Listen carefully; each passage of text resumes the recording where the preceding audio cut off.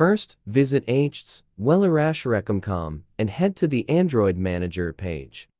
You can scroll down to check all the features and the step-by-step guide in detail. After that, click the Back to Top button. Click the Try for Free option to download it on your computer. Double-click the iReaShare Android Manager installer to install it on your computer by following the step-by-step guide.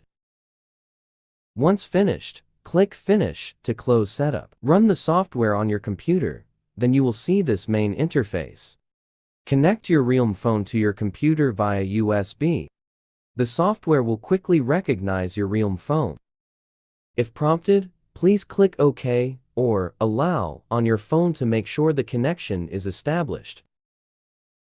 Data on your realme phone will be scanned out and displayed in the interface.